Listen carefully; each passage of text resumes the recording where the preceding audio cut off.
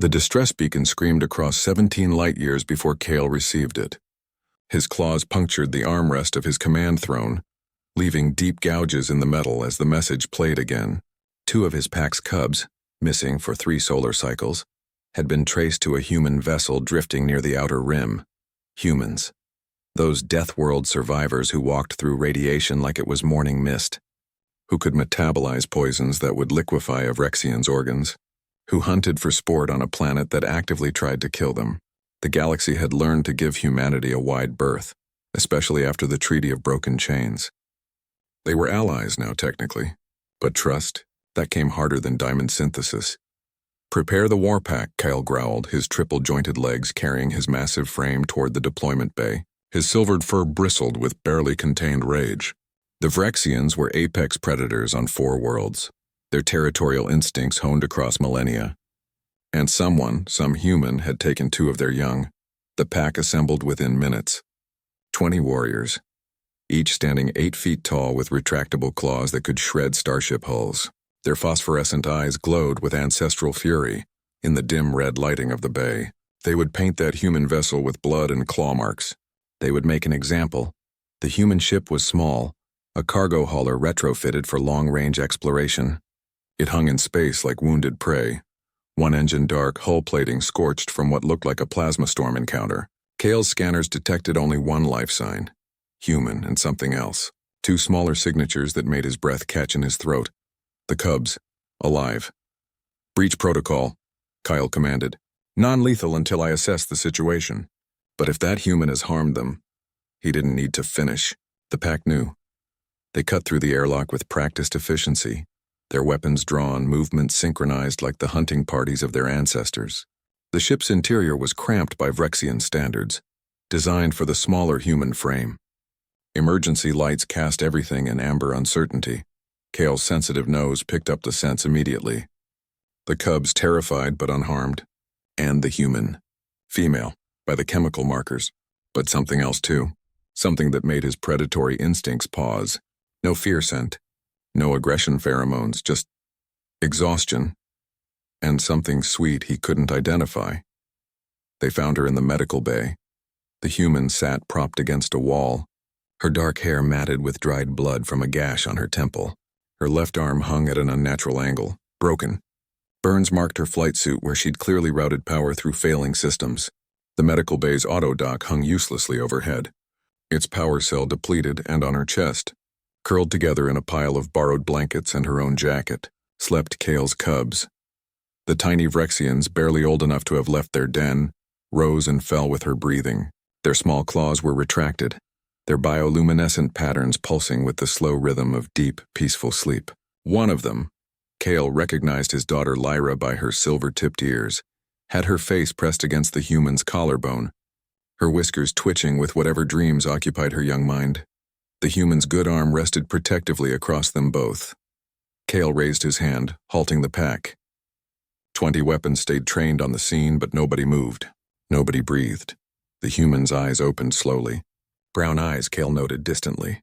They were heavy with exhaustion, but they focused on him with surprising clarity. She didn't reach for a weapon, didn't try to use the cubs as hostages. She just looked at him. And somehow, impossibly, she smiled. "You must be Dad," she said, her voice hoarse. "Took you long enough." Kyle's translator struggled with the casual human phrase, but the meaning was clear enough. He took a single step forward, every muscle coiled. "How did my children come to be on your vessel, human?" "Name's Seren," she said, wincing as she shifted slightly. The movement made Lyra mumble something in her sleep, and Serene immediately stilled. "Found them in an escape pod. Your ship was attacked by raiders 3 cycles ago, yeah? Salvagers told me about it at the trade station." Kale's eyes narrowed. The attack had been brutal, a pack of pirates who didn't survive their mistake. But in the chaos, a damaged escape pod had been launched. By the time they'd realized cubs were aboard, the pod's beacon had failed. They were dehydrated, terrified, Seren continued. Pod's life support was failing. I brought them aboard, got them stable. She glanced down at the sleeping forms with something painfully tender in her expression. They wouldn't let me put them down after that. Every time I tried to set them in the med pod, they'd cry. So you held them, Kale said slowly. For 3 cycles. Someone had to. Seren's jaw tightened. Hit that plasma storm 18 hours ago. Lost my docbot keeping the engines running long enough to broadcast the beacon. Your distress, they're genetic markers. I knew someone would come. Just had to keep them safe until then. She'd sacrificed her own medical care for cubs that weren't her species, weren't her pack. Cubs whose adults could, and had intended to, tear her apart.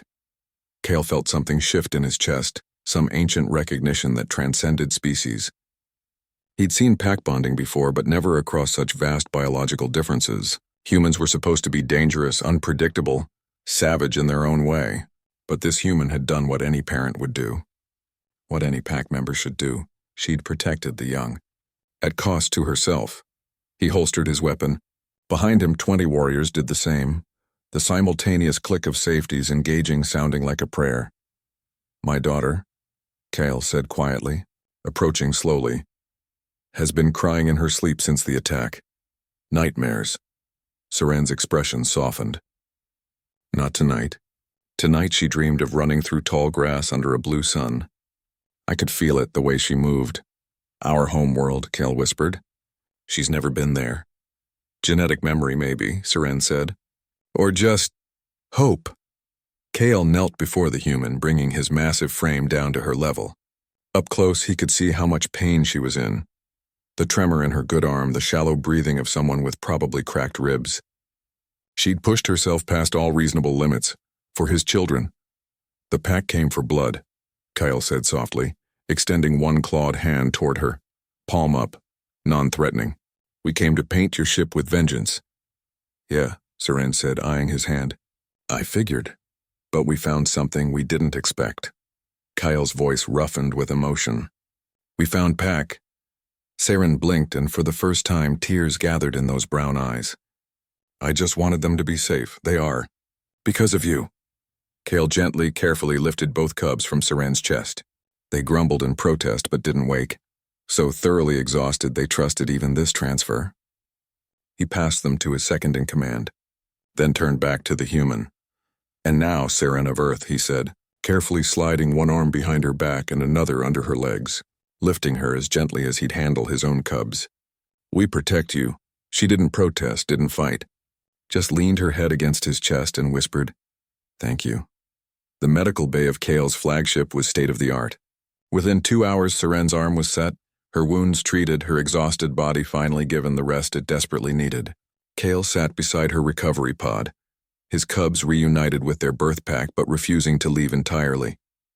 They kept returning to press against the transparent pod wall where Seren slept. His mate, arriving from their homeworld, took one look at the scene and understood immediately. She's Pack now? She's Pack, Cale confirmed. The cubs have chosen. And when Seren woke days later, fully healed and stronger, she found herself adopted into something she never expected, a family across the stars, bound not by blood but by choice, the human who'd protected cubs that weren't hers, the alpha who'd relented, and the pack that learned what humanity really meant.